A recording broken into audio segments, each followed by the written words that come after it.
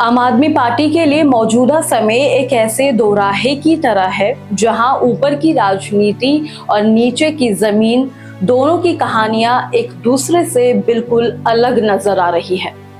एक तरफ राघव चड्ढा समेत कई सांसदों के पार्टी छोड़ने की खबर ने आम आदमी पार्टी की राष्ट्रीय छवि को झटका दे दिया, तो विरोधियों को ये कहने का मौका मिला कि पार्टी का ग्राफ गिर रहा है। लेकिन अगर इसी समय आप कैमरा लेकर गुजरात के गांव, तालुका पंचायत और आदिवासी इलाकों की तरफ रुख करेंगे तो ये एक बिल्कुल अलग सियासी कहानी लिखी जा रही है, धीमी लेकिन असरदार।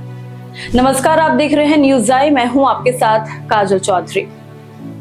हालिया स्थानीय चुनावों में आम आदमी पार्टी का प्रदर्शन इस बात का संकेत देता है कि पार्टी अब शोर वाली राजनीति से हटकर ग्राउंड वाली राजनीति पर ज्यादा फोकस कर रही है और शायद यही उनकी असली ताकत भी बन रही है। पहली नजर में भले ही बड़े हेडलाइंस ना बने हो, लेकिन इनके भीतर छुपा संदेश काफी बड़ा है।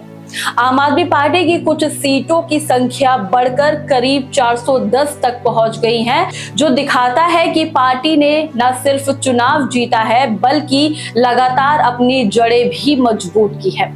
नर्मदा तालुका पंचायत में 6 से 60 सीटों की जीत को अगर अलग से देखा जाए तो यह एक एंट्री पॉइंट लगता है, लेकिन देदियापाड़ा जैसे आदिवासी क्षेत्र में 11 सीटों पर जीत हासिल करना ये बताता है कि आम आदमी पार्टी अब उन इलाकों में भी स्वीकार की जा रही है जहां परंपरागत पार्टियों का दशकों से दबदबा रहा है।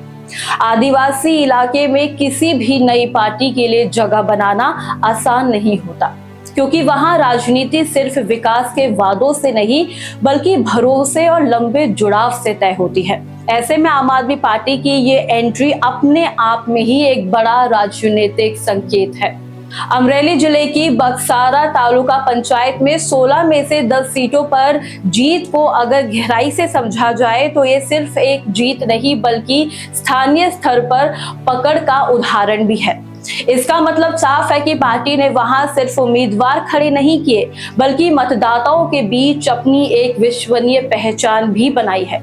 आम आदमी पार्टी का दावा रहा है कि उनका पूरा नैरेटिव लाइफस्टाइल पॉलिटिक्स पर आधारित है, यानी एक ऐसी राजनीति जो सीधे लोगों की रोजमर्रा की जिंदगी को प्रभावित करे। शिक्षा के लिए बेहतर स्कूल, स्वास्थ्य के लिए मजबूत व्यवस्था, सस्ती बिजली और सरकारी सिस्टम में पारदर्शिता, ये ऐसे मुद्दे हैं जो शहरों के साथ साथ अब गांव में भी उतनी ही अहमियत रखते हैं। शायद यही वजह है कि शिक्षक, युवा, महिलाएं और छोटे किसान जैसे वर्ग आम आदमी पार्टी की तरफ आकर्षित हो रहे हैं, क्योंकि उन्हें इन वादों में अपनी जरूरतों का सीधा समाधान नजर आ रहा है। आम आदमी पार्टी की रणनीति को अगर और करीब से देखें तो ये साफ होता है कि पार्टी ने गुजरात में टॉप डाउन की बजाय बॉटम अप मॉडल अपनाया है, यानी बड़े नेताओं और रैलियों के भरोसे रहने की बजाय उसने गांव-गांव में छोटे छोटे कार्यकर्ता नेटवर्क खड़े किए हैं। ये कार्यकर्ता स्थानीय मुद्दों को उठाते हैं, लोगों के साथ सीधा जुड़ते हैं और धीरे धीरे पार्टी के लिए एक भरोसामंद चेहरा बन जाते हैं। अब यही वजह है कि आम आदमी पार्टी को अब सिर्फ एक बाहरी पार्टी के तौर पर नहीं देखा जा रहा बल्कि एक ऐसे विकल्प के रूप में देखा जा रहा है जो स्थानीय स्तर पर मौजूद है और सक्रिय भी। इन नतीजों का सबसे बड़ा असर आने वाले 2027 के विधानसभा चुनावों पर पड़ सकता है। स्थानीय चुनावों को अक्सर सेमीफाइनल कहा जाता है और आम आदमी पार्टी इन्हें उसी नजरिए से देख भी रही है, एक ऐसी तैयारी के रूप में जो उसे बड़े चुनावों में बेहतर प्रदर्शन करने का मौका दे सके।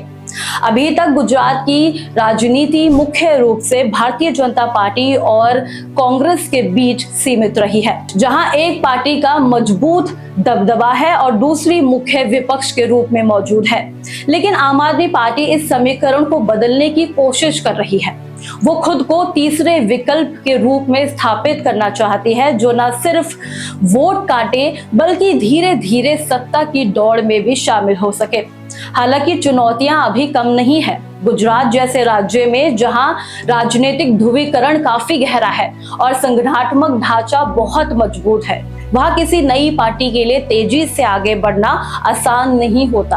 आम आदमी पार्टी को अभी अपने संगठन को और मजबूत करना होगा, स्थानीय नेताओं को उभारना होगा और अपने नैरेटिव को लगातार लोगों तक पहुंचाना होगा। साथ ही उन्हें यह भी साबित करना होगा कि वो सिर्फ चुनावी वक्त पर नहीं बल्कि लगातार लोगों के बीच मौजूद रह सकते हैं। कुल मिलाकर अगर आज की स्थिति को एक लाइन में समझा जाए तो तस्वीर कुछ ऐसी बताती है कि ऊपर की राजनीति में आम आदमी पार्टी दबाव में दिख सकती है, लेकिन नीचे यानी जमीनी स्तर पर वो चुपचाप अपनी पकड़ को मजबूत कर रही है। और भारतीय राजनीति में कई बार यही चुपचाप बढ़ती ताकत आगे चलकर सबसे बड़ा बदलाव लेकर आती है। गुजरात का ये नतीजा शायद उसी बदलाव की शुरुआती आहट है। खास पेशकश में इतना ही। ऐसी तमाम अपडेट्स और जानकारी के लिए देखते रहे न्यूज़ आए। धन्यवाद।